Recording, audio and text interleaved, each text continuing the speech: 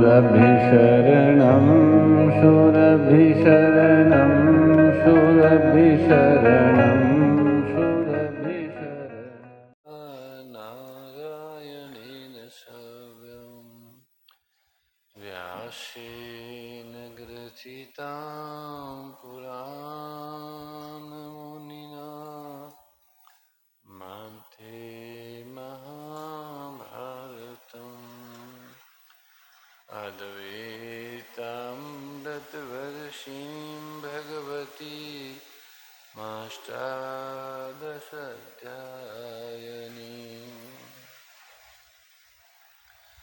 मौन्तवन्नसुन्दधामे भगवद्गीते भवदेवेश्नीं नमोऽस्तु ते व्यासविशालबुद्धि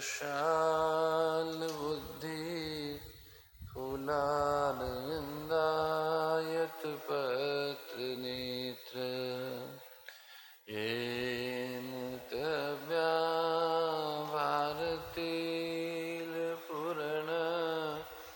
प्रज्वालितो ज्ञानमय प्रदीप परपन्नपारिजाताय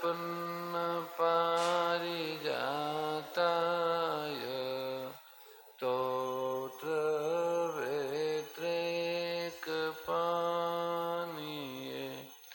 ज्ञानमुद्राय कृष्णाय गीतामृतदुहे नमः। वसुदेवसुतं देवं कंसचाणूरमर्दनं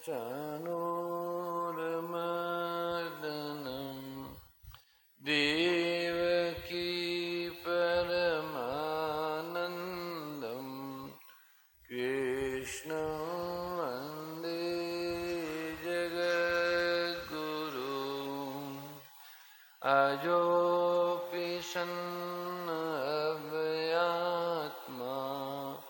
भूतानामीश्वरोऽपि सन् प्रकृतिं स्वामधिष्ठाय सम्भवामि आत्ममायया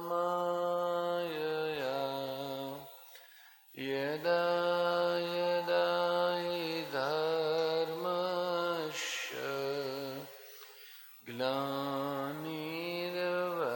ग्लानिर्भवति भारत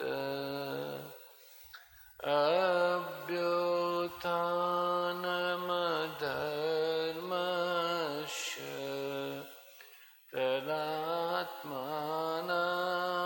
सृजाम्यहम्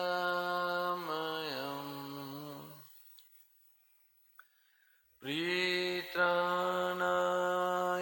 साधूनां विनाशाय च दुष्कृतां धर्मसंस्थापनार्थाय सम्भवामि युगे युगे जन्मकर्म च मे दिव्य मेवं यो वेत्ति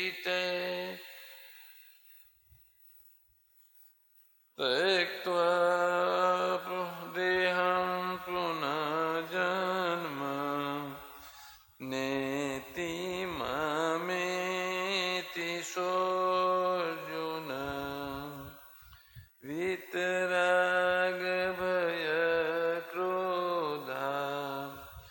मन्मया मामुपाश्रिता बहवो ज्ञानतपसा पूता मद्भावमागता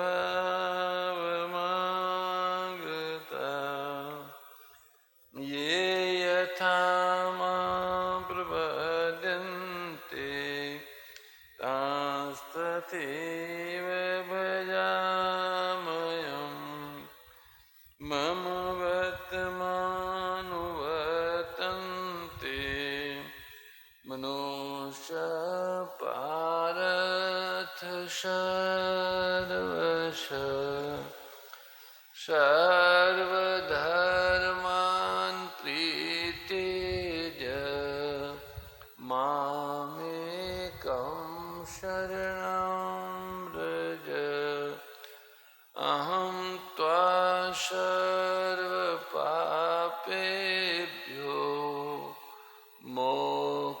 पश्यामि मा शुच वसुदेवसुतं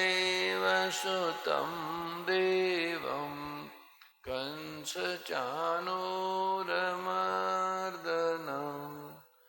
देवकी परमानन्दं कृष्णं वन्दे जगद्गुरुं पञ्चगावसमुत्पन्ना मथमाने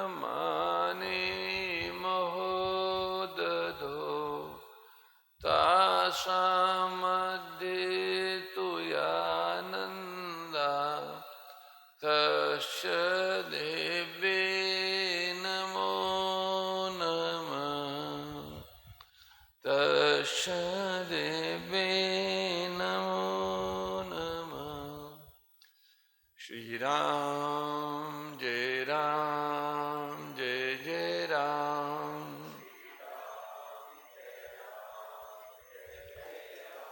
श्री राम जय राम जय जय राम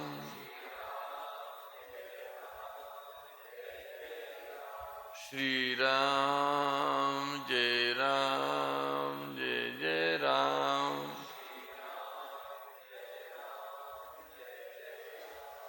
श्री राम जय राम जय जय राम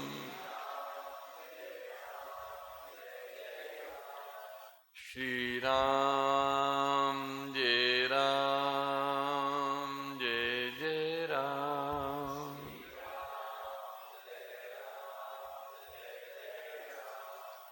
श्री राम जय राम जय जय राम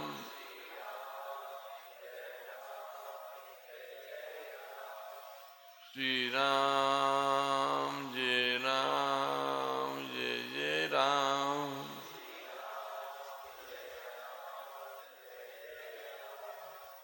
श्री राम जय राम जय जय राम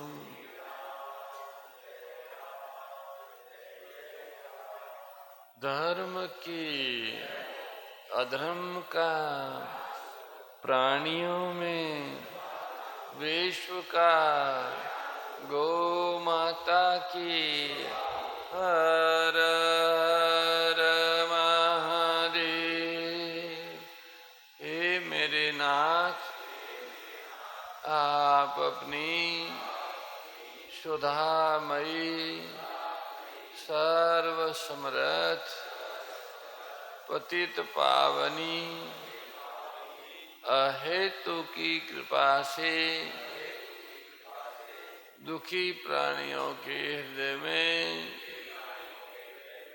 त्याग का बल एवं सुखी प्राणियों के हृदय में गौ सेवा का बल प्रदान करें, जिससे वे सुख दुख के बंधन से मुक्त हो आपके पवित्र प्रेम का आस्वादन कर कृतकृत्य हो जाएं, कृतकृत्य हो जाएं।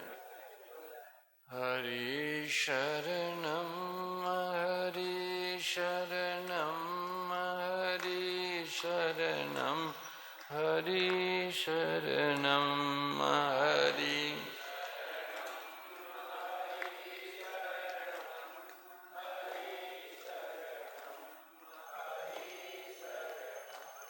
हरि शरणम हरि शरणम हरि शरणम हरि शरणम हरि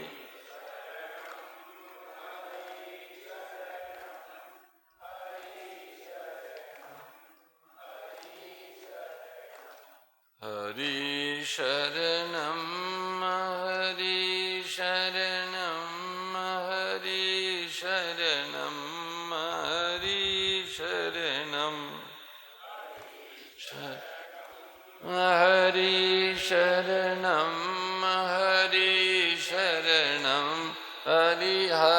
शरणम। गोपाल कृष्ण भगवान की जय। आदि शक्ति श्री सुरभि गो माता की। कल्प गुरु दत्तात्रेय भगवान की जय। गोपाल गोवर्धन नाथ की जय। मीरा माधव महाप्रभु की जय। गोपेश्वर महादेव की। गोरक्षक हनुमान जी महाराज की। सत्य सनातन धर्म की जय। जय जय श्री राम, जय जय श्री श्याम। हर हर महादेव हर। आरती बाल कृष्ण की जय।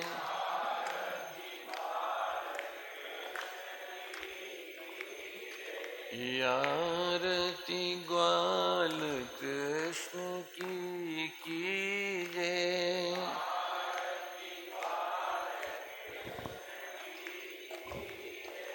अपनो जन्म सुफल करि लीजे।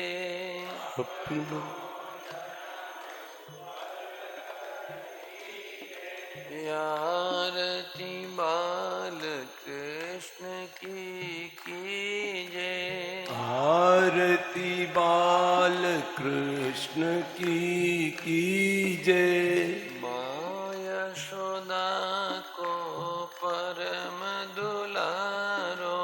माँ यशोदा को परम दुलारो। बाबा की अखियन को तारो। बाबा की अखियन को तारो। गैयन के प्राणन से प्यारो।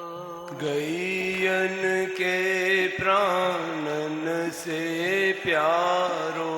इन पर प्राण न्योछावर कीजे। इन पर प्राण न्योछावर कीजे। अपनो जन्म सफल करि लीजे। अपनो जन्म सुफल कर लीजे। बलदाऊ को छोटो भैया। बलदाऊ को छोटो भैया। कनुआ कही कही बोले मैया। कनुआ कही कही बोले मैया। परम मुदित मन लेत बलैया। परम मुदित मन लेत बलैया। अपनो सर्वस इनको दीजे। अपनो सर्वस इनको दीजे। आरती ग्वाल कृष्ण की जय। आरती बाल कृष्ण की जय। तोतली बोलन मधुर सुहावे। तोतरी बोलन मधुर सुहावे। सखन संग खेलत सुख पावे। सखन संग खेलत सुख पावे। सोई सुकृति जो इनको ध्यावे। सोई सुकृति जो इनको ध्यावे। अब इनको अपनो कर लीजे। अब इनको अपनो कर लीजे। आरती ग्वाल कृष्ण की जय। आरती बाल कृष्ण की जय। अपनो जन्म सुफल करि लीजे। अपनो जन्म सुफल कर लीजे। श्री राधावर कृष्ण कन्हैया। श्री राधावर कृष्ण कन्हैया। ब्रज जन को नवनीत खवैया। जन को नवनीत खवैया। देखत ही मन लेत चोरैया। देखत ही मन लेत चुरैया। देखत ही मन नयन चोरैया। देखत ही मन लेत चुरैया।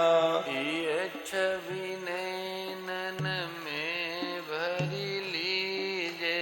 यह छवि नैनन में भर लीजे।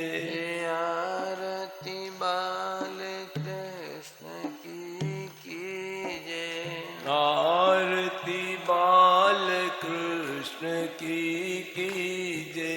अपनो जन्म सुफल करि लीजे। अपनो जन्म सुफल कर लीजे। अपनो जन्म सुफल करि लीजे। अपनो जन्म सुफल कर लीजे। आरती बाल कृष्ण की कीजे। आरती बाल कृष्ण की कीजे। आरती बाल कृष्ण की कीजे। आरती बाल कृष्ण की कीजे। बाल कृष्ण भगवान की कीजे। आदि शक्ति श्री सुरभि गो माता की कीजे। नारायण नारायण नारायण नारायण। अच्युतम केशवम राम नारायणम। अच्युतं केशवं राम नारायणम्। अच्युतम केशवम राम नारायणम। अच्युतं केशवं राम नारायणम्। गोपिका वल्लभम राधिका नायकम। गोपिका वल्लभं राधिका नायकम्। अच्युतम केशवम राम नारायणम। अच्युतं केशवं राम नारायणम्। गोपिका वल्लभम राधिका नायकम। गोपिका वल्लभं राधिका नायकम्। गोपिका वल्लभम राधिका नायकम। गोपिका वल्लभं राधिका नायकम्। त्वमेव माता च पिता त्वमेव त्वमेव बन्धु बन्धुश्च सखा त्वमेव। त्वमेव विद्या द्रविणं त्वमेव। त्वमेव सर्वं मम देव देवा। त्वमेव सर्वं मम देव देवा। नारायण नारायण नारायण नारायण। सर्वेश्वर सच्चिदानंद घन भगवान श्री गोपाल कृष्ण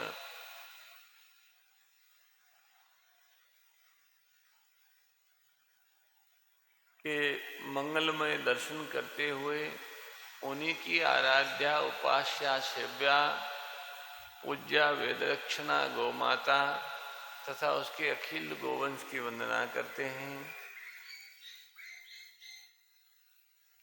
अभिनव ब्रजमंडल के पावन प्रांगण में प्रातकालीन सत्संग सत्र में उपस्थित आत्मीय संत एवं धर्मात्मा सज्जन बंधुओं, माताओं, बहनों, बालकों, सभी को सादर सप्रेम हरि स्मरण। जय गो माता, जय गोपाल। सज्जनों, गत रात में चंद्र ग्रहण का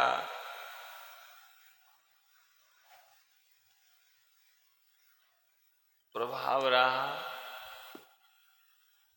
ग्रहण केवल चंद्र को ही नहीं लगा, सभी प्राणियों को लगा। गौ माता, पशु, पक्षी, जो विशेष करके वन के आश्रित हैं अथवा भगवत आश्रित हैं, प्रकृति आश्रित हैं, इस तरह के प्राणी पूरी रात अत्यंत पीड़ित हुए। भयंकर वायु के साथ में बीच बीच में बौछारें गिरती रही। बहुत सारे पक्षी और वन्य जीव इस ठंड से घायल हो गए। गौ माता भी खूब पीड़ित हुई। जिन गौओं के लिए आश्रय स्थल बने हुए नहीं है, गो आवास नहीं है, उनको तो खूब कष्ट हुआ। भगवान गोपाल ने सबकी रक्षा की, आगे भी वही रक्षा करेंगे, अब भी वही रक्षा करते हैं। पर कृष्णे नीति प्रकृति, प्रकृति में निरंतर परिवर्तन होता है, बदलाव होता है। संसरति इति संसारा, संसरण होता रहता है। अनुकूलताएं, प्रतिकूलताएं, सुख दुख, मान अपमान, ठंडी गर्मी, भूख प्यास, यह कर्म निरंतर चलता है। इस संसार सागर में दुख की मात्रा अधिक है, सुख बहुत अल्प है। इसलिए संसार को दुख आलम च अशाश्वतम कहा है। ये संसार दुखों का घर है और अशाश्वत है, स्थिर नहीं है, बदलता है। दुख भी रहते नहीं, कितने ही बड़े दुख हो सदा नहीं रहते, और सुख भी नहीं रहता। इसलिए मनुष्यों ने सुख और दुख से ऊपर उठने की बात की, क्योंकि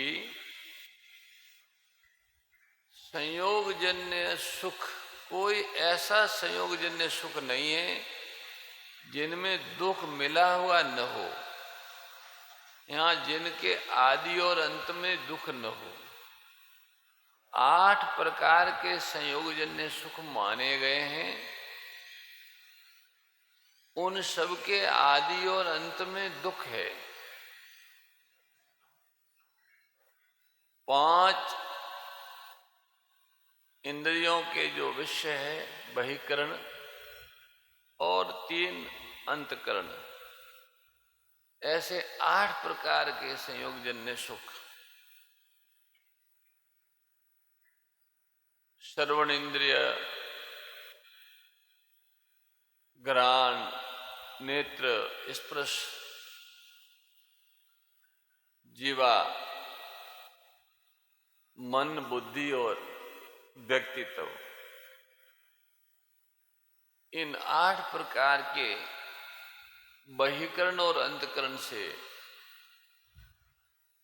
विषय और इंद्रियों के संयोग से जिन जिन सुखों का आभास होता है, वे सब सुख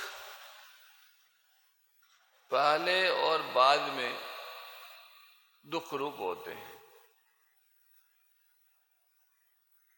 तीनों लोकों में ऐसा कोई संयोगजन्य सुख नहीं है जिसमें दुख मिला हुआ न हो, अथवा जिनके आदि और अंत में दुख न हो।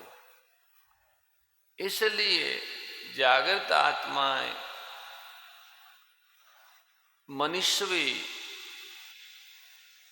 ऐसे सुख की अभिलाषा करते हैं जिनमें दुख मिला हुआ न हो, जो अतिशय और अक्षय से रहित हो, ऐसे सुख की अभिलाषा करते हैं। ऐसा सुख शांति से प्राप्त होता है और शांति संतोष से प्राप्त होती है और संतोष अहमता, ममता और कामना के त्याग से मिलता है। अहमता, ममता और कामना के त्याग से संतोष, संतोष से शांति और शांति से परमानंद की प्राप्ति, परम सुख की प्राप्ति। ये कर्म है। ये परम सुख, परमानंद बाहर नहीं है। संसार के संयोगजन्य सुख बाहर के वस्तु, व्यक्ति, पदार्थ और परिस्थिति के संयोग से वे सुख वास होता है, परंतु जो परमानंद परम सुख है वो कर्ण निरपेक्ष सुख है और वो अंदर ही है। आपके अंदर वह सुख, वह आनंद विराजमान है, आवृत है। यहाँ संसरण के कारण उस आनंद की अनुभूति नहीं होती। मन के चांचल्य के कारण अपने अंतरात्मा में छुपे हुए परम शांति स्वरूप, परम आनंद स्वरूप सुख की अनुभूति नहीं होती। मन के अशांति का कारण ममता और कामना है। मिले हुए की ममता और नहीं मिले हुए की कामना, यही मन की चंचलता में कारण है। अगर मिले हुए में ममता का त्याग करें तो मन शुद्ध हो जाए और जो मिला नहीं है उसकी कामना का त्याग करें तो मन शांत हो जाए। मन के शुद्ध और शांत होने से ही अंतरात्मा में विराजमान सच्चिदानंद स्वरूप प्रभु के सुख की प्राप्ति होती है। परमानंद, परम सुख, दुख रहित सुख केवल प्रभु ही है। सच्चिदानंद स्वरूप प्रभु की मांग है। आत्मा परमात्मा का भूखा है। जैसे शरीर अन्न का भूखा होता है, शरीर का आहार अन्न है, फल, सब्जी, दूध, ये वो हवा, जल, ऐसे आत्मा का सुख परमात्मा है। आत्मा का भोजन, आत्मा का आहार भगवान सच्चिदानंद है, वो उसकी भूख है। ये भूख, आत्मा की भूख किसी वस्तु से, व्यक्ति से, पदार्थ से, परिस्थिति से कभी मिटती नहीं है। आत्मा को इनसे तृप्ति होती नहीं, क्योंकि ये सब उत्पत्ति और विनाशशील है। आत्मा अविनाशी है। अविनाशी आत्मा की भूख अविनाशी परमात्मा सच्चिदानंद स्वरूप परमात्मा से ही पूर्ण होती है, बढ़ती है, तृप्ति होती है। इसलिए संतवाणी, गुरुवाणी, वेदवाणी बार बार कहती हैं कि जिसके लिए आए हो, जो चाहिए है, आत्मा की जो असली मांग है, आत्मा की जो असली भूख है, वो पूरी करने के लिए परमात्मा ने मानव शरीर दिया है। मानव शरीर ही ऐसा एक साधन है जिनके माध्यम से आत्मा की भूख, आत्मा मिटाई जा सकती है, आत्मा को तृप्त किया जा सकता है। क्योंकि ये शरीर मानव में सुख और दुख के सदुपयोग का सामर्थ्य है। मानव में विवेक का आदर और सामर्थ्य का सदुपयोग, बल का सदुपयोग करने का सामर्थ्य है। मानव सुख और दुख दोनों को साधन के रूप में उपयोग कर सकता है और दोनों से ऊपर उठ के परम सुख को प्राप्त कर सकता है। परंतु इस समय, वर्तमान समय में मनुष्य जाति की बहुत बुरी दशा हो रही है। पार्थिव प्रलोभनों के जो जागतिक जड़ वस्तुओं हैं, उनका प्रलोभन बढ़ गया है। उस कारण अभाव और अशांति की आग धधक उठी है। उत्पत्ति विनाशील वस्तुओं की अत्यधिक भूख बढ़ने से अंदर अभाव और अशांति की आग भभक उठी। इसी जड़ भोग विलास की प्रबलता से धार्मिक जगत में भी अंदर ही अंदर बड़ा अनर्थ होने लगा है। धर्म के नाम पर आज जगत में दानवी लीला का जो तांडव नृत्य हो रहा है, उससे देखकर कलेजा कांप रहा है। परमात्मा पर विश्वास रखकर संसार में लोक हितार्थ अपना कर्तव्य कर्म करने वालों की संख्या बहुत कम रही है। प्रत्येक मनुष्य केवल स्वार्थ के लिए ही प्रवृत्ति करता है। परमार्थ के लिए प्रवृत्ति करने वाले, सर्वहितकारी भावनाओं से भावित कर्तव्य का अनुष्ठान करने वाले मनुष्यों की संख्या अंगुलियों पे गिनी जा सकती है। यहाँ पर देखो, परस्पर एक दूसरे का सर्वस्वांत करने के लिए जातियों एक दूसरी जाति का नाश करने के लिए खड़ी है। राष्ट्र अपना अपना दृढ़ संगठन कर रहे हैं तथा वे अपने सुसंगठित साधनों द्वारा दूसरों की स्वाभाविक उन्नति के मार्ग में रोड़े अटकाकर उन्हें गिराने और पद दलित करने की घृणित चेष्टा कर रहे हैं। दंभपूर्ण आसुरी संपत्ति का विकास हो चला है। विषय आसक्ति और कामना ने मनुष्य के ज्ञान को ढककर उसे अपने मनुष्यत्व के पद से गिराने का प्रयत्न आरंभ कर दिया है। सभ्यता की बाहरी सुंदरता से दंभ, व्यभिचार, मिथ्या अभिमान और हिंसा, प्रतिहिंसा आदि दुर्गुण उत्पन्न और कर्मश उन्नत होकर जगत की मनुष्य जाति को आध्यात्मिक आत्महत्या करने के लिए प्रोत्साहित कर रहे हैं। सर्वव्यापी, सर्वप्रिय, सर्वमय और सर्वधन परमात्मा का आसन छोटा करके उसे एक छोटी सी संकोचित सीमा के अंदर रखने की व्यर्थ चेष्टा करके एक धर्म नामधारी दूसरे प्रतिपक्षी धर्म नामधारी के उस धर्म के नाम का नाश कर अपने धर्म के नाम की निर्थक उन्नति करना चाहता है। धर्म के नाम पर आज जो ढोंग और दंभ का पार नहीं रहा है, परमात्मा को, उसके नाम को और उसके दिव्य धर्म को भुलाकर जगत आज ऊपर की बातों में लड़ रहा है। इसलिए न तो आज धर्म की उन्नति होती है और न कोई सुख का साधन ही दिखता है।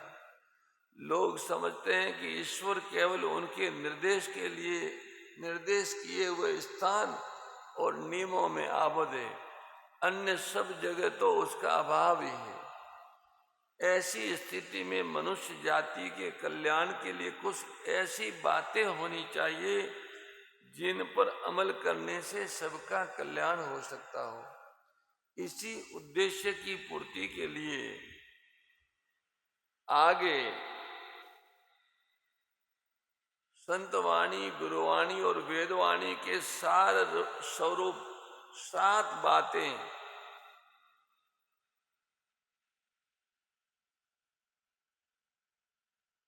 निवेदन के रूप में सब लोगों के सम्मुख रखी जाती है। इनका पालन ईश्वरवादी मात्र कर सकते हैं और ये जोर के साथ कहा जा सकता है कि इनका पालन करने से उनका परम कल्याण होने में कोई संदेह नहीं है। अब इन 7 बातों पर ध्यान दीजिए। पहली बात है, भगवान के नाम का, ईश्वर के नाम का जप, स्मरण और कीर्तन करना चाहिए। प्रत्येक भाई बहन को खूब भगवान के नाम का जप, स्मरण और कीर्तन करना चाहिए। दूसरी बात है, ईश्वर के नाम का सहारा लेकर पाप नहीं करना चाहिए। जो लोग ईश्वर के नाम की ओट में पाप करते हैं वे बहुत बड़ा अपराध करते हैं। ईश्वर के नाम का साधन कर उसके बदले में संसार के भोगों की कामना नहीं करनी चाहिए। ईश्वर के नाम रूपी धन का उपयोग पाप नाश के कार्य में भी नहीं करना चाहिए। ईश्वर के नाम को परम प्रिय मानकर उसका उपयोग उसी के लिए करना चाहिए, भगवान का प्रेम बढ़ाने के लिए। दंभ नहीं करना चाहिए, दंभ से भगवान अप्रसन्न होते हैं। दाम्भिक की बुरी गति होती है।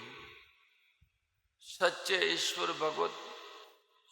ईश्वर भक्त सदाचार प्राण कर्तव्यशील होने के लिए गीता धर्म का आश्रय लेना चाहिए। दूसरे के धर्म की निंदा या तिरस्कार नहीं करना चाहिए। ऐसे झगड़ों से सच्चे सुख के साधन को बड़ा नुकसान होता है। ये 7 बातें हैं। अब इन 7 बातों को थोड़ा विस्तार पूर्वक समझते हैं। पहली बात भगवान के नाम की। जगत के ईश्वरवादी मात्र ईश्वर के नाम को मानते हैं। भगवान के नाम से उसके स्वरूप, गुण समूह, महिमा, दया और प्रेम की स्मृति होती है। भगवान का नाम जब हम जपते हैं, स्मरण करते हैं, कीर्तन करते हैं तो भगवान की महिमा, भगवान का स्वरूप, भगवान की दया, भगवान के गुणों की स्मृति आती। जैसे सूर्य के उदय होने मात्र से जगत के अंधकार का नाश हो जाता है, वैसे ही भगवान नाम के स्मरण और कीर्तन मात्र से समस्त दुर्गुण और पापों का समूह नष्ट हो जाता है। जिनके यहाँ परमात्मा जिस नाम से पुकारा जाता है वे उसी नाम को ग्रहण करे, इसमें कोई आपत्ति नहीं है। जिनको जो भी नाम, भगवान का नाम परंपरागत उस समाज में, उस वर्ग में जिस नाम से प्रभु को बुलाया जाता है उसी नाम का जप कीर्तन करें। परंतु परमात्मा का नाम लेने से लोग कई जगह बड़ी भूल कर बैठते हैं। भोगासक्ति और अज्ञान से उनकी ऐसी समझ हो जाती है कि हम भगवान नाम का साधन करते ही है और नाम से पाप नाश होता ही है, इसलिए पाप करने में कोई आपत्ति नहीं है। यूं समझकर वे पाप को छोड़ना तो दूर रहा, भगवान के नाम की ओट या उसका सहारा लेके पाप करने लगते हैं। एक मुकदमेबाज एक नाम प्रेमी भक्त को गवाह बनाकर अदालत में ले गया और उससे कहा, देखो मैं जो कुछ तुमसे कहूं न्यायाधीश के पूछने पर वही बात कह देना। गवाह ने समझा कि ये मुझसे सच्ची बात कहने को कहेगा, पर उसकी बात सुनने पर पता लगा कि वो झूठ कहलवाना चाहता है। इससे उस भगवान नाम प्रेमी ने कहा, भाई मैं झूठी गवाही नहीं दूंगा। मुकदमेबाज ने कहा, इससे आपत्ति कौन सी है? क्या तुम नहीं जानते हो भगवान के नाम से पाप का नाश होता है? तुम तो प्रतिदिन भगवान का नाम लेते ही हो, भक्त हो। जरा से झूठ से क्या बिगड़ेगा। एक ईश्वर के नाम में पाप नाश की जितनी शक्ति है उतनी मनुष्य में पाप करने की नहीं है। मैं तो काम पड़ने पर ही कर लिया करता हूँ। उसने कहा भाई मुझसे ये काम नहीं होगा, मैं झूठ नहीं बोल सकता। तुम करते हो तो तुम्हारी मर्जी। मतलब ये कि इस प्रकार परमात्मा के नाम या उनकी प्रार्थना के भरोसे जो लोग पाप को आश्रय देते हैं वे बड़ा अपराध करते हैं। वे तो पाप करने में भगवान के नाम को साधन बनाते हैं, नाम लेकर बदले में पाप खरीदना चाहते हैं। ऐसे लोगों की दुर्गति होगी, निश्चित रूप से भयंकर दुर्गति होगी। कुछ लोग संसार के पदार्थों की कामना वाले हैं, वे भी बड़ी भूल करते हैं। भगवान का नाम लेकर उसके बदले में भगवान से पद चाहते हैं, नाम प्रतिष्ठा चाहते हैं, धन संपत्ति चाहते हैं, पुत्र परिवार मान बढ़ाई आदि चाहते हैं, मान बढ़ाई चाहते हैं। वास्तव में वे भी भगवान नाम का महात्म्य नहीं जानते। जिस भगवान नाम के प्रबल प्रताप से राज राजेश्वर के अखंड राज्य का एकाधिपत्य मिलता हो, उस नाम को क्षण भंगुर और अनित्य तुच्छ भोगों की प्राप्ति के कार्य में खो देना मूर्खता ही है। संसार के भोग आने और जाने वाले हैं, सदा ठहरते नहीं। प्रत्येक भोग दुख मिश्रित है। ऐसे भोगों के आने जाने में वास्तव में क्या मतलब है। चले जाए अच्छा ही है, रहने से क्या प्रयोजन है। जो लोग ये समझकर नाम लेते हैं कि इनके लेने से हमारे पाप नाश हो जाएंगे, वे भी विशेष बुद्धिमान नहीं कहे जा सकते। क्योंकि पापों का नाश तो पापों के फल भोगने से भी हो सकता है। जिस ईश्वर के नाम से स्वयं प्रियतम परमात्मा प्रसन्न होता है, जो नाम परमात्मा की प्रीति का दर्शन कराता है, उसे पाप नाश करने में लगाना बड़ी भूल है। वास्तव में ऐसा करने वाले भगवान नाम का पूरा महात्म्य नहीं जानते। क्या सूर्य को कहना पड़ता है कि तुम अंधेरे का नाश कर दो? उनके उदय होने पर तो अंधकार के लिए कोई स्थान ही नहीं रहता। जबी नाम हृदय धर्यो भयो पाप को नाश, जूं चिंगारी आग की पड़ी पुराने घास। भगवान का नाम हृदय में धरते हैं तो पापों का वैसे ही नाश हो जाता है, जैसे सूर्य उदय होने से अंधकार नष्ट हो जाता है। सूर्य उदय होने पर कहना नहीं पड़ता है कि अंधकार को मिटाओ। ऐसे ही नाम आराधक को कभी पाप मिटाने की प्रार्थना करने की आवश्यकता नहीं रहती। भगवान का नाम भगवत प्रेम के लिए ही लेना चाहिए। भगवान मिले या न मिले, परंतु उनके नाम की विस्मृति न हो। प्रेमी अपने प्रेमी के मिलने से इतना प्रसन्न नहीं होता जितना उसकी नित्य स्मृति से होता। यदि उसके मिलने से कई उसकी स्मृति छूट जाती हो तो वो ये चाहेगा कि ईश्वर भले न मिले, परंतु उनकी स्मृति उत्तरोत्तर बढ़ती जाए, स्मृति का नाश न हो। यही विशुद्ध प्रेम है। नरसिंह मेहता जी जब अपनी पुत्री के यहाँ गए और मायरा भरने का समय आके सामने खड़ा हो गया, उनके ससुराल पक्ष के सब लोग ताना कसने लगे, तो पुत्री ने आके नरसिंह मेहता जी से कहा, पिताजी आप कह रहे हो कि मायरा लेके कोई आएंगे, क्या वास्तव में कोई आएगा? आपका सांवलिया सेठ आएगा? तो नरसिंह जी ने कहा कि हाँ बेटा, आशी आशी आशी घने भरोसे आशी, और नहीं तो नरसिंहो तो यूं ही हरि गुण गासी। आएंगे आएंगे, भरोसा है।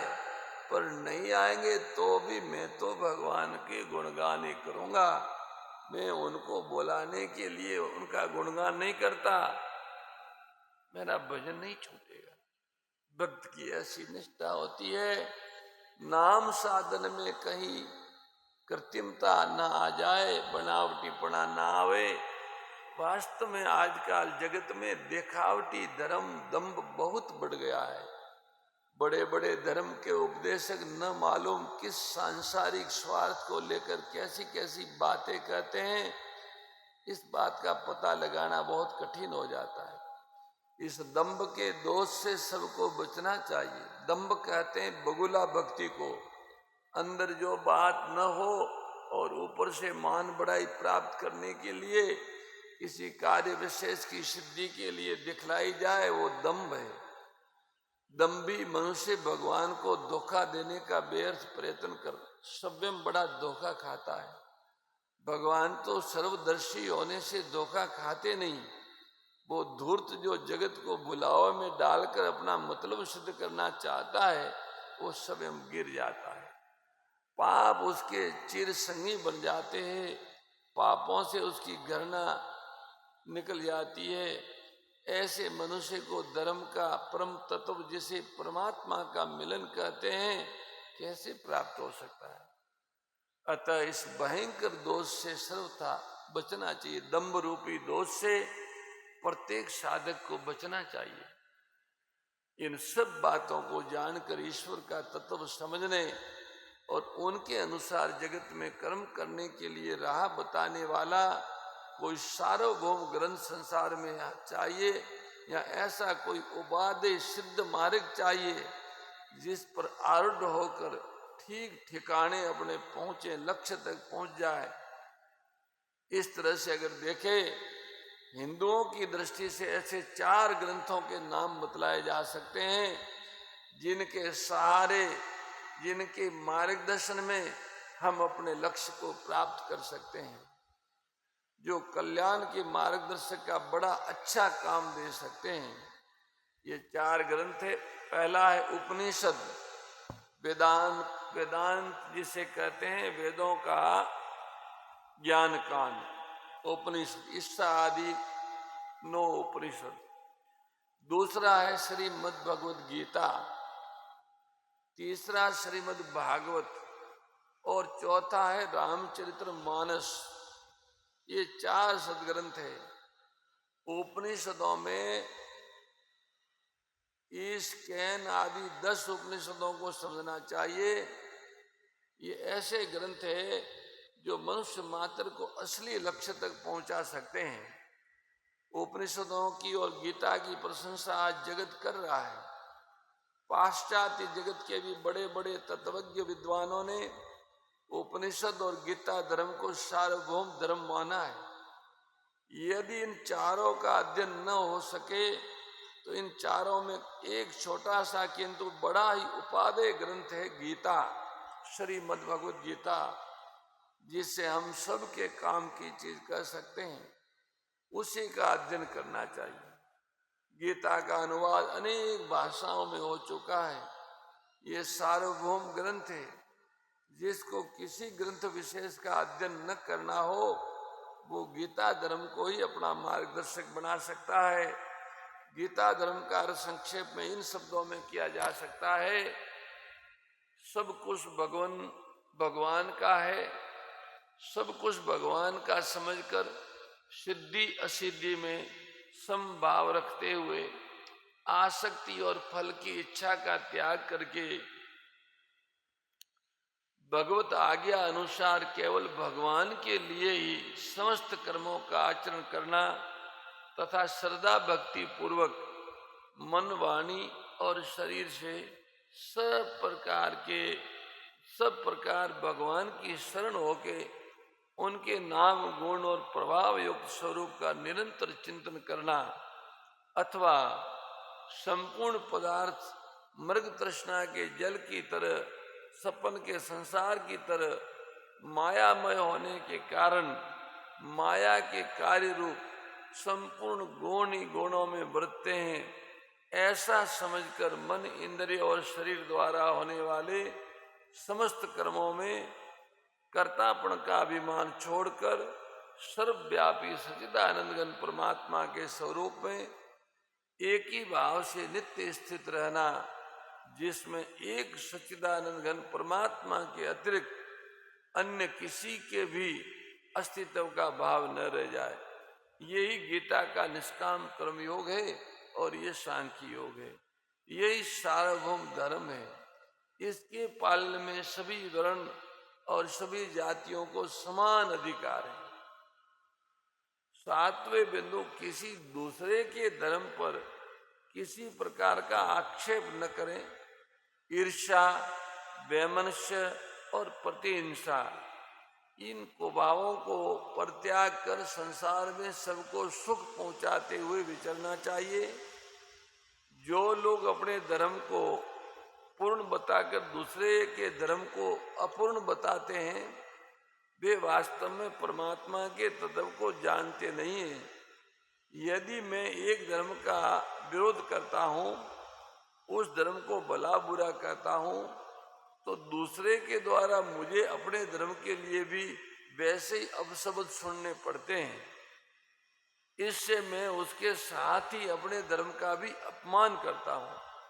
मेरे द्वारा अगर किसी परंपरा का अपमान होगा, अपशब्द होगा, तो उस परंपरा को मानने वाले लोग मेरी सनातन परंपरा को अपमानित करेंगे, अपशब्द कहेंगे, तो एक तरह से उस अपमान का कारण मैं भी बनता हूँ।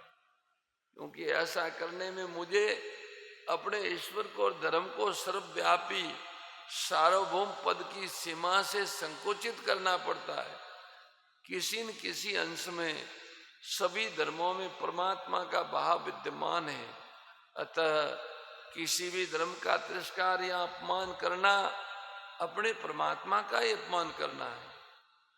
अतः जो मनुष्य धर्म के नाम पर कलह और अशांति मूलक परस्पर के कटु विवादों में न पड़कर गीता धर्म के अनुसार आचरण करता हुआ दंभ रहित होकर ईश्वर का पवित्र नाम लेता है और उस नाम से पाप करने, भोग प्राप्त करने, पाप नाश होने की भी कामना नहीं करता, वो बहुत ही जल्दी काम, क्रोध, असत्य, व्यभिचार, कपट आदि सब दुर्गुणों से छूटकर अहिंसा, सत्य आदि सात्विक गुणों से संपन्न हो जाता है।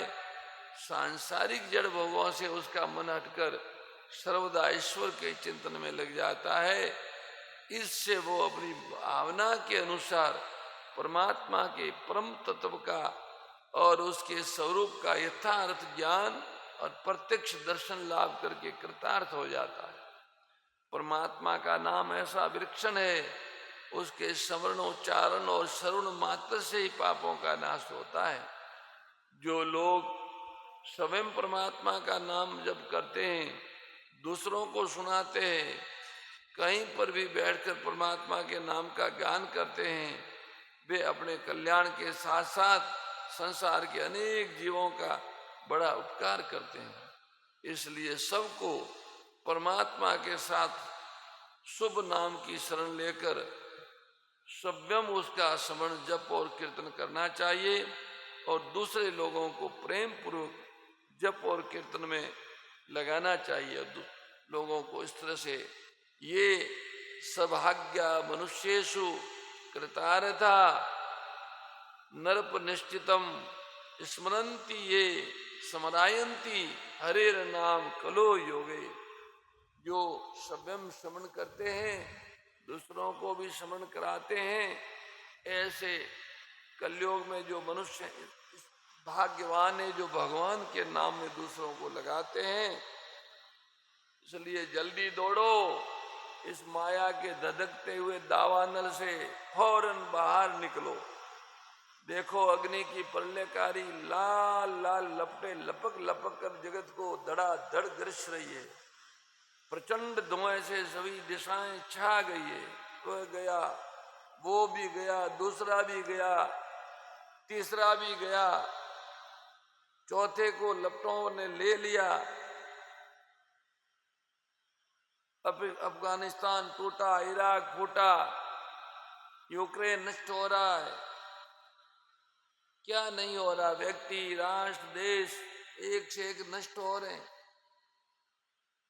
परसों परवा हिमाचल में बादल फटा, कल उत्तरकाशी में फटा, उसके पहले कश्मीर में फटा, जैसलमेर में तूफान आया, मथुरा वृंदावन डूब गए, दिल्ली बाढ़ में बह रही है, गुजरात में हाहाकार मचा हुआ है, चारों तरफ पड़ लिया है।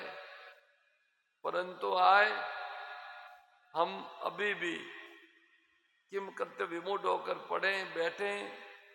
अरे अब की हमारी बारी आ सकती है, यदि बचना हो तो तुरंत सबका मोह छोड़ करके बाहर निकल पड़ो, गौ माता की सेवा में लग जाओ, भगवान का स्मरण करो। वो देखो छलकते हुए अमृत समुद्र के किनारे विशाल जहाज ठहरा है, उसका कृपालु कप्तान बार बार छिट्टी बजा बजा करके सबको बुला रहा है। जिसने उसकी पुकार सुनकर उसकी ओर ध्यान दिया, वो विश्वव्यापी अग्नि से बचकर दुख सागर से तुरंत तर गया। इसी तरह हम सब तर जाएं और निर्भय हो जाएं, अमर हो जाएं। शीघ्र अति शीघ्र सभी भगवान की क्षण हो जाए, सेवा और श्रवण रूपी पांख लगा के उड़ के अपने लक्ष्य तक पहुंच जाए, इसी सद्भाव के साथ। अच्छा, अभी आज तो ग्रहण का समय था ने, तो क्या भाई अभी सब लोगों के बहुत सारा कार्य बाकी होगा। भगवान नाम की महिमा का काफी लंबा प्रसंग है, तो हम लोग आगे कहेंगे। सुमरण की सुधि यूं करो जैसे कामी काम, एक पलक न बिसरे निस दिन आठो याम। बहुत सुंदर बातें हैं। पाप नलस्य दीपदस्य माम कुर्वन्ति भयम नरा। ए मनुष्यों, प्रदीप्त पापाग्नि को देखकर भय न करो, गोविंद नाम रूपी मेघों के जल बिंदुओं से इसका नाश हो जाएगा।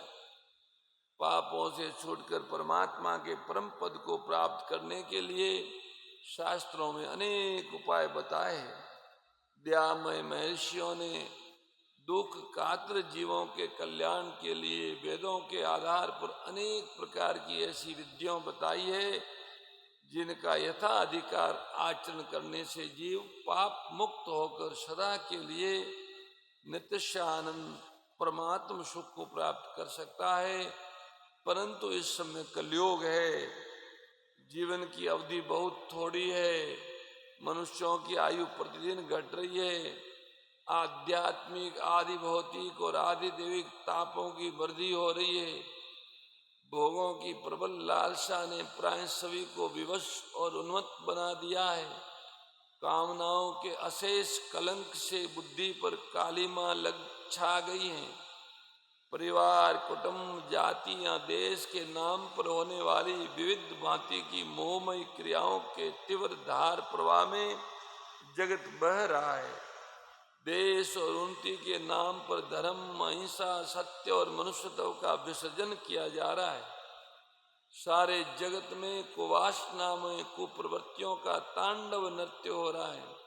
शास्त्रों के कथनानुसार योग प्रभाव से यहाँ हमारे दुर्भाग्य दोष से धर्म का एक पाद भी इस समय केवल नाम मात्र का रहा है।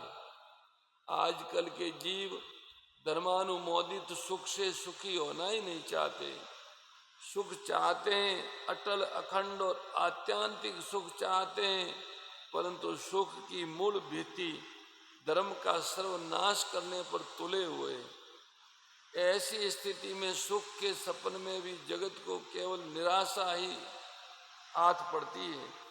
हमारी इस दुर्दशा को महापुरुषों ने और भगवत भक्तों ने पहले से जान लिया था। इसी से उन्होंने दया प्रवश हो हमारे लिए एक ऐसा उपाय बताया जो इच्छा करने पर सहज ही में काम में लाया जा सकता है, परंतु जिसका वह महान फल होता है, जो पूर्व काल में बड़े बड़े यज्ञ तप और दान से भी नहीं होता था।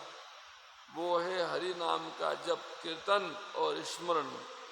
वेदांत दर्शन के निर्माता भगवान व्यास देव रचित भागवत में ज्ञानी श्रेष्ठ सुखदेव जी महाराज शीघ्र ही मृत्यु को आलिंगन करने के लिए तैयार बैठे हुए हैं।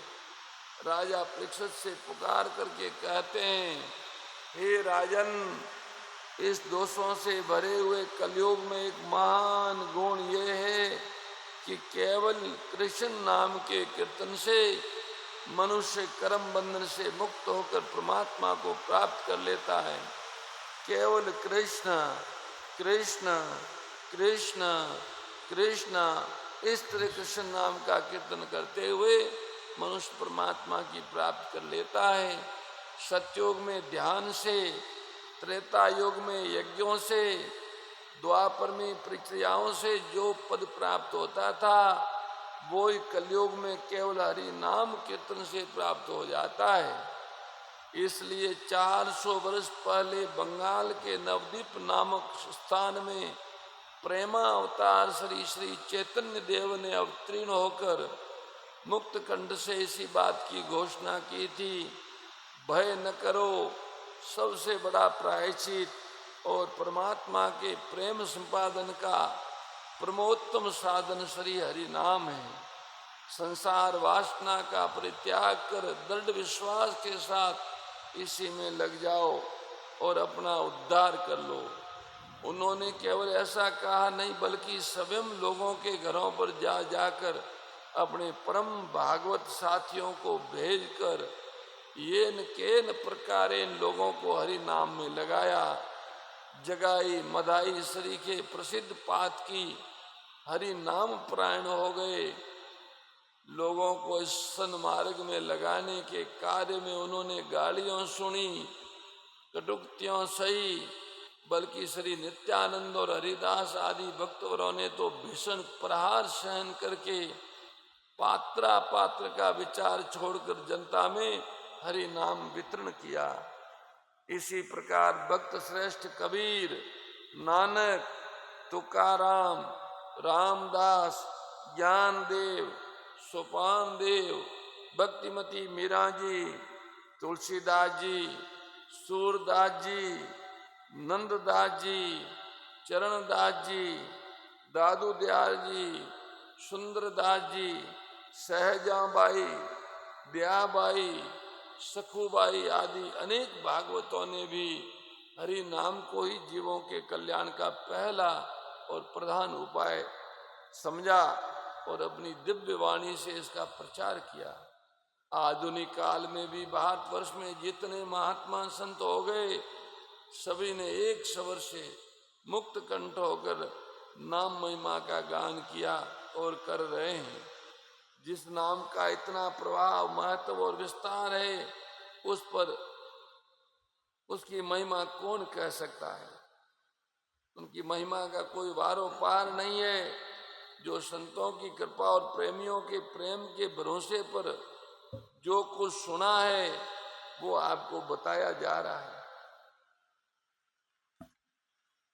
सज्जनों, शास्त्रों में नाम महिमा के इतने अधिक प्रसंग है कि उनकी गणना करना बहुत कठिन कार्य है। इतना होते हुए भी जगत के सब लोग नाम पर विश्वास क्यों नहीं करते। नाम का साधन तो कठिन नहीं प्रतीत होता। पूजा, होम, यज्ञ आदि में जितना अधिक समय, प्रयास और सामग्रियों का संग्रह करना पड़ता है, परंतु नाम में तो ऐसा कुछ भी नहीं करना पड़ता। सब लोग नाम परायण क्यों नहीं होते? इसका उत्तर यह है कि नाम परायण होना जितना मोक्ष से सहज कहा जाता है, वास्तव में उतना सहज है नहीं। बड़े पुण्य बल से नाम में रुचि होती है। शास्त्र पढ़ना, उपदेश देना, बड़े बड़े शास्त्र अर्थ करना सहज है, परंतु निश्चित मन से विश्वास पूर्वक भगवान का नाम लेना बड़ा कठिन है। जन्म जन्म मुनि जतन कराई, जन्म जन्म मुनि जतन कराई, अंतरा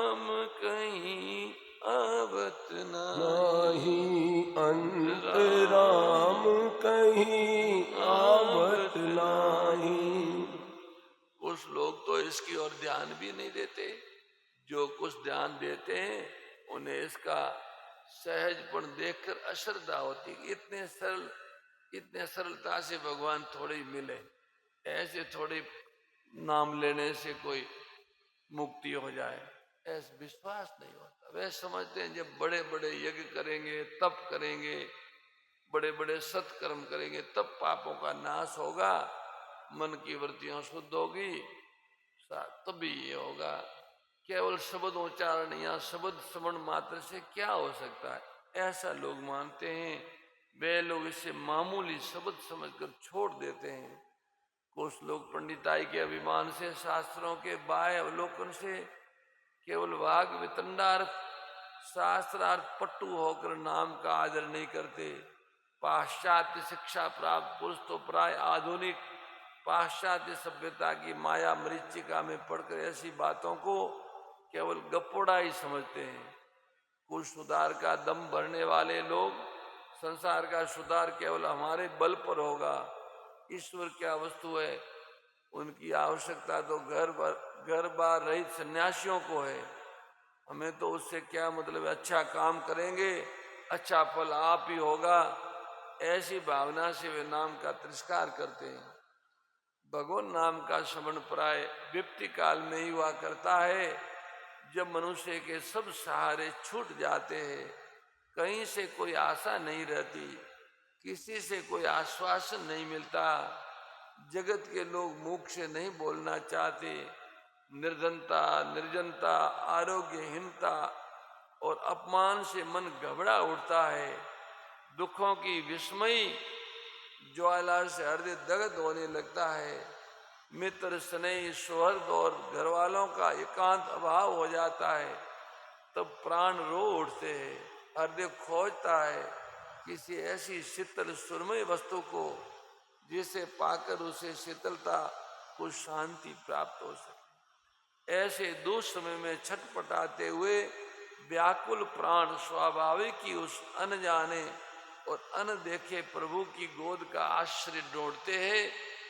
ऐसे अवसर पर बड़े बड़े शास्त्र अभिमानी, शास्त्र अर्थ में तर्क युक्तियों से ईश्वर का खंडन करने वाले, धन और पद के मद में ईश्वर को तुच्छ समझने वाले, विषयों की प्रमाद मदिरा के मद में, मदिरा के अविरत पान से उन्मत्त होकर विचरने वाले मनुष्यों के मुंह में भी सहसा ऐसे उद्गार निकल पड़ते, हे राम, हे ईश्वर, तू ही बचा, तेरे बिना अब और कोई सहारा नहीं है।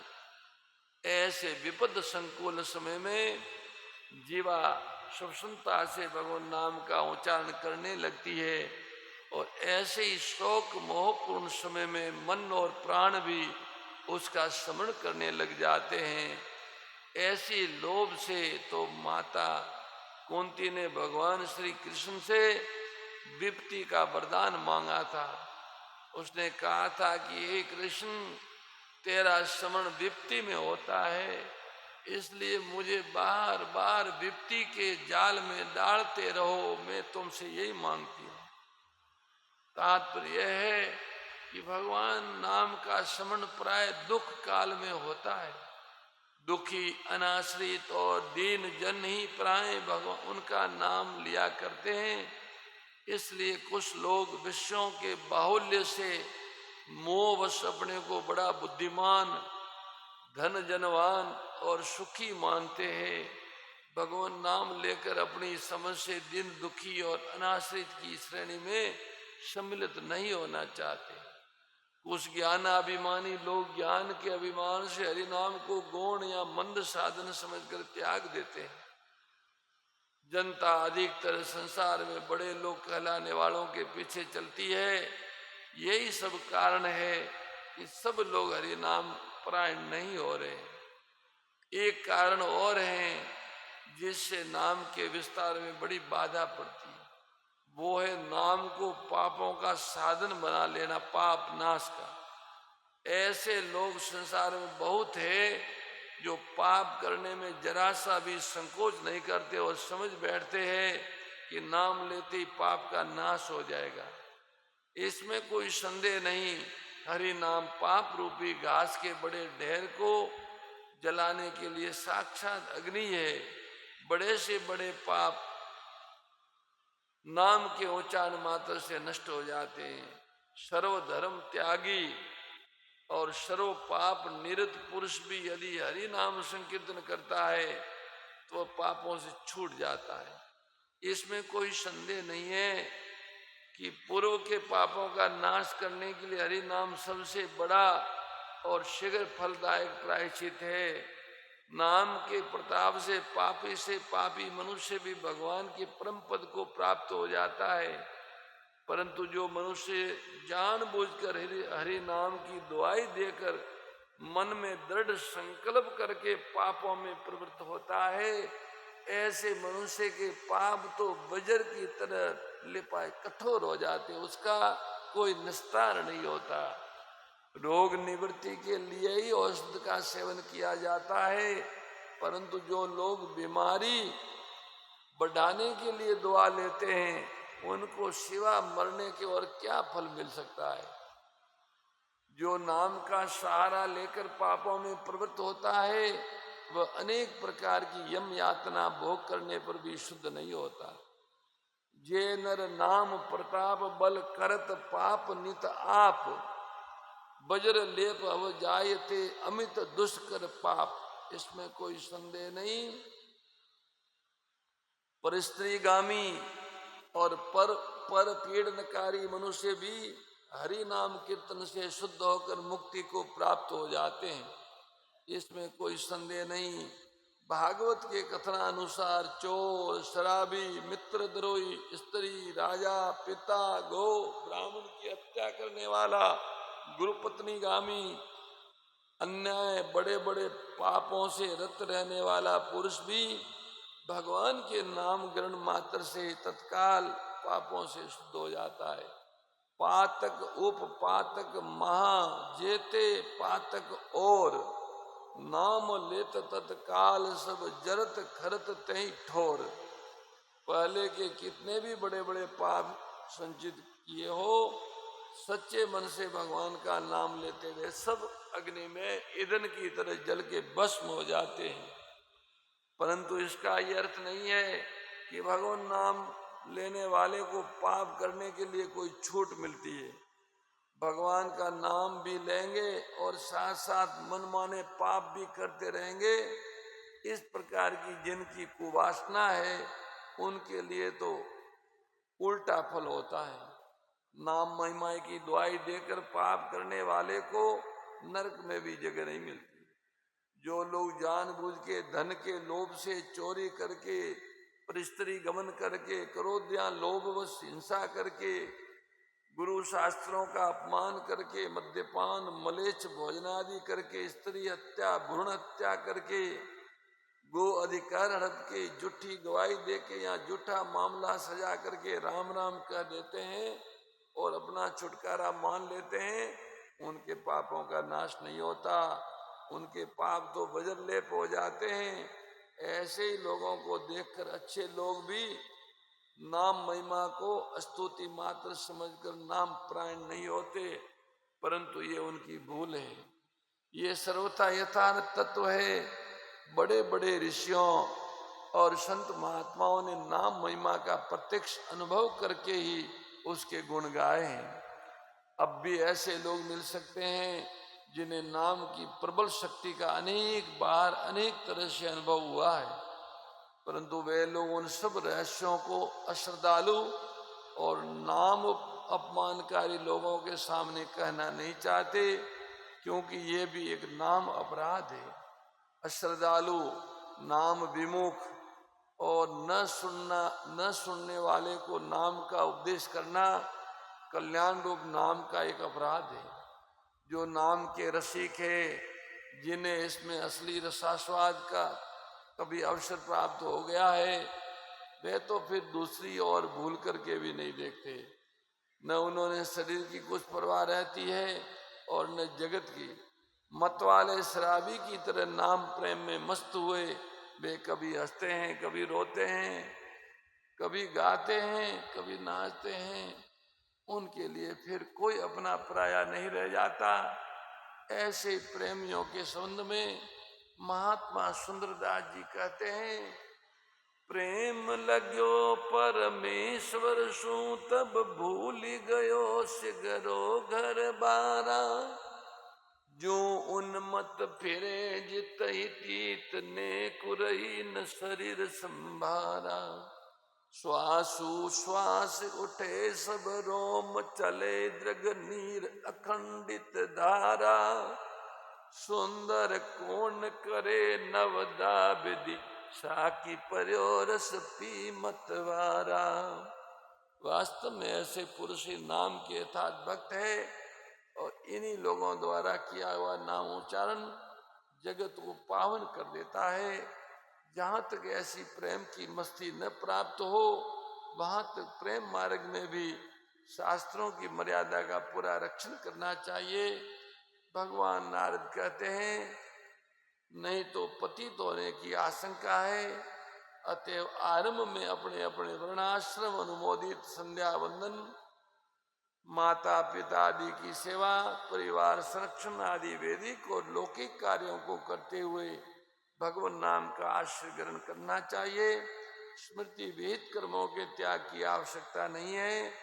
यथा समय यथा स्थान उनका आचरण अवश्य करना चाहिए। राम नाम ऐसा धन नहीं है जो ऐसे वैसे कामों में खर्च किया जाए। जो मनुष्य मामूली सा कांच का टुकड़ा खरीदने जाए, बदले में बहुमूल्य हीरा दे, वो कभी बुद्धिमान नहीं कहलाता। इसी प्रकार जो लौकिक या स्मृति विहित कर्मों के आचरण से सिद्ध हो सकता है, उसमें नाम का प्रयोग करना राजाधिराज से झाड़ू दिलवाने के समान है, सोने को मिट्टी के भाव बेचने के समान है। अतएव नाम जप में स्मृति विहित कर्मों के त्याग की कोई आवश्यकता नहीं। कुछ लोगों की ये शंका है कि आजकल नाम लेने वाले तो बहुत लोग देख जाते हैं, परंतु उनकी दशा अच्छी नहीं है, उनको कोई लाभ नहीं हुआ। जिस नाम के एक बार उच्चारण करने मात्र से संपूर्ण पापों का नाश होना बताया है, उस नाम की लाखों बार आवृत्ति करने पर भी लोग पाप में प्रवृत्त और दुखी देखे जाते हैं। इसका क्या कारण है? इसके उत्तर में पहली बात तो यह है कि लाखों बार नाम की आवृत्ति उनके द्वारा वस्तुत होती ही नहीं, धोखे से समझ ली जाती है। दूसरा कारण यह है कि उनकी नाम में यथार्थ श्रद्धा नहीं है। नाम के इस महात्म्य में उन्हें सभी में संशय है। भगवान ने गीता में कहा, संशय आत्मा विनश्यति, इसलिए उन्हें पूरा लाभ नहीं होता। भजन में श्रद्धा ही फल सिद्धि का मुख्य साधन है। अवश्य ही भजन करने वाले में श्रद्धा का कुछ अंश तो रहता है। यदि श्रद्धा का सर्वथा अभाव हो तो भजन में प्रवृत्ति नहीं होगा। बिना किंचित श्रद्धा हुए किसी कार्य विशेष में प्रवृत्त होना बड़ा कठिन है। अतः जो नाम ग्रहण करते हैं उनमें श्रद्धा कुछ अंश में तो है ही, परंतु श्रद्धा के उस छोटे से अंश की अपेक्षा संशय की मात्रा उनमें अधिक है। इसलिए उन्हें वास्तविक फल से वंचित रहना पड़ता है। गंगा स्नान से पापों का अशेष नाश होना बतलाया गया, परंतु नित्य गंगा स्नान करने वाले लोग भी पापों में लगे हुए मिलते हैं। यद्यपि एक बार का भी भगवान नाम हजारों बार के गंगा स्नान से बढ़कर है। एक समय शिव जी महाराज, ये दृष्टांत है, इस दृष्टांत को देके आज की चर्चा को विराम देंगे आरती के साथ में। शिव जी महाराज पार्वती जी के साथ में हरिद्वार में घूम रहे थे। पार्वती जी ने देखा कि हजारों मनुष्य गंगा में नहा नहा कर हर हर करते चले जा रहे हैं, परंतु परायण सभी दुखी और पाप परायण हैं। पार्वती जी ने बड़े आश्चर्य के साथ भगवान भोलेनाथ से पूछा, हे देवादिदेव, गंगा जी में इतनी बार स्नान करने पर भी इनके पाप और दुखों का नाश क्यों नहीं हुआ? क्या गंगा में सामर्थ्य नहीं है? शिव जी ने कहा, हे प्रिय, गंगा में तो वही सामर्थ्य है, परंतु इन लोगों ने पाप नाशिनी गंगा में स्नान किया ही नहीं, तब इन्हें लाभ कैसे होगा? पार्वती जी ने बड़े आश्चर्य से कहा कि प्रभु, स्नान कैसे नहीं किया? ये तो सभी नहा कर आ रहे, अंदर से इनके कपड़े गिले हाथ में हैं, सब गंगा में नहा के आ रहे हैं, अभी तक इनके शरीर पर शरीर भी नहीं सूखे। शिव जी ने कहा, देवी, ये केवल जल में डुबकी लगा कर आ रहे, गंगा जी में नहीं नहाए, ये तो पानी में नहा के आ रहे। तो मैं कल इसका रहस्य समझाऊंगा। दूसरे दिन भगवान शिव और भगवती पार्वती दोनों दूर खड़े रहे, तो जोर की बरसात होने लगी, जैसे अभी हो रही है। गलियों में कीचड़ से, सारी गलियों कीचड़ में भर गई हरिद्वार की। एक चौड़े रास्ते में एक गहरा गड्ढा था, चारों ओर लपटीला कीचड़ भर रहा था। शिव जी ने लीला से वृद्ध रूप धारण कर लिया और दीन विवश की तरह गड्ढे में जाकर ऐसे पड़ गए जैसे कोई मनुष्य चलता चलता गड्ढे में गिर पड़ा हो। शिव जी खुद एक बुढ़ा बन गए, कमजोर बुढ़ा बन के उस गड्ढे में जाके गिर गए। लोगों को ऐसा दिखे कि कोई बुढ़ा आदमी चलता चलता उसमें गिर गया, तो लोग उनके, और वो गिरने के बाद निकलने की मेहनत करने लगे, चेष्टा करने लगे, फिर भी निकल नहीं सकते, कमजोर हैं, बुढ़े हैं। पार्वती जी को ये समझाकर गड्ढे के पास बैठा दिया। शिव जी ने पार्वती जी को बताया कि देखो, आप लोगों को सुना सुना कर पुकारती रहो कि मेरे पति अकस्मात गड्ढे में गिर पड़े हैं, बहुत बुढ़े हैं, वो बहुत गहरे गड्ढे में गिर गए हैं, कोई पुण्य आत्मा इन्हें निकाल कर इनके प्राण बचाओ और मुझ असहाय स्त्री की सहायता करो। ऐसा पार्वती जी को शिव जी ने सिखाया। पार्वती जी बुढ़िया के रूप में बैठ गई और बुढ़े बाबा गड्ढे में गिर गए। अब शिव जी ने ये और इतना और समझा दिया कि जब कोई गड्ढे में से मुझे निकालने को तैयार होवे, तब इतना और कह देना कि देख भाई, मेरे पति सर्वथा निष्पाप है, इन्हें वही स्पर्श करे जो स्वयं निष्पाप हो। यदि आप निष्पाप है तो इनके हाथ लगाइए, नहीं तो हाथ लगाते आप जल जाओगे। इतना और बता दिया। पार्वती जी तथास्तु कहकर गड्ढे के किनारे बैठ गई और आने जाने वाले लोगों को सुना सुना के कहने लगी, शिव जी की सिखाई हुई बात कहने लगी। गंगा में नहाकर लोगों के दल वहां से चल रहे थे। सुंदर युवती को यूं बैठी देखकर कईयों के मन में पाप आया, कई लोग लज्जा से डरे, कईयों को कुछ धर्म का भय हुआ।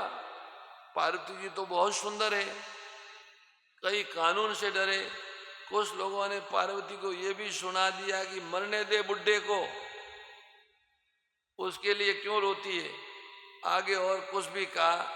मर्यादा भंग होने के भय से शब्द लिखे बोले नहीं जाते। उस दयालु सचित्र पुरुष थे, उन्होंने करुणावश होकर देवी से कहा, युवती के पति को निकालना चाहा, परंतु पार्वती जी के वचन सुनकर वे भी रुक गए। उन्होंने सोचा कि हम गंगा में नहाकर तो आए, तो क्या हुआ, पापी तो है, कहीं होम करते आज न जल जाए, बुढ़े को निकालने जाए और इस स्त्री के कहे अनुसार हम स्वयं भस्म हो गए तो किसी का साहस नहीं हुआ। सैकड़ों आदमी आए, सैकड़ों ने पूछा और चले गए। संध्या हो गई, शाम का टाइम हो गया।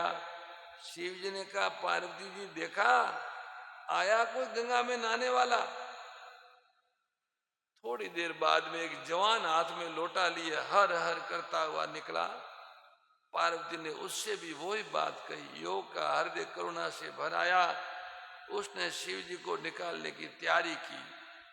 पार्वती जी ने रोक कर कहा, भाई, यदि तुम सर्वथा निष्पाप नहीं होंगे तो मेरे पति को छूते ही जल जाओगे। उसने उसी समय बिना किसी संकोच के दृढ़ निश्चय के साथ पार्वती जी से कहा, माता, मेरे निष्पाप होने में आपको कोई संदेह क्यों होता है? आप देखते नहीं हो मैं अभी गंगा नहा करके आया हूं। भला गंगा में गोता लगाने के बाद कोई पाप रह सकता है? आपके पति को अभी निकालता हूं। योग ने लपक कर बुड्ढे को ऊपर उठा लिया। शिव पार्वती ने उसे अधिकारी समझकर अपना असली स्वरूप प्रकट कर उन्हें दर्शन दिया, कृतार्थ किया। शिव जी ने पार्वती जी से कहा, देखो, सुबह से लेके शाम तक हजारों लोग नहा के गए, पर इतने लोगों में केवल इस एक आदमी ने गंगा स्नान किया है, बाकी सबने पानी में स्नान किया।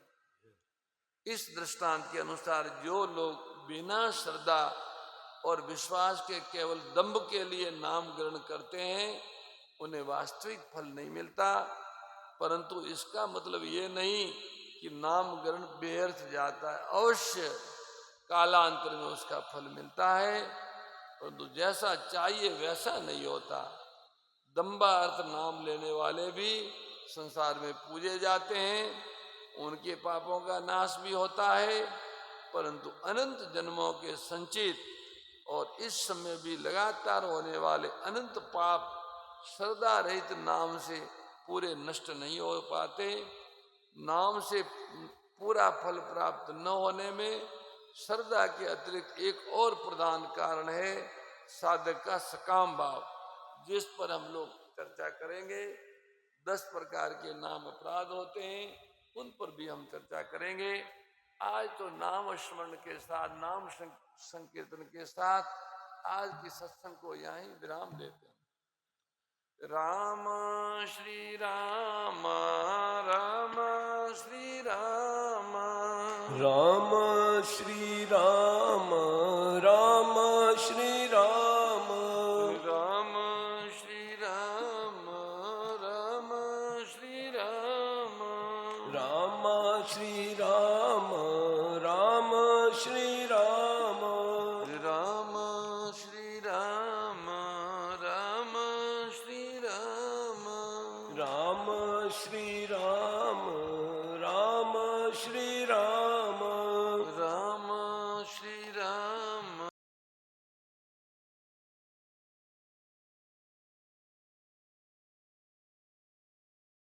शूरभिशरणं शूरभिशरणं शूरभिशरणं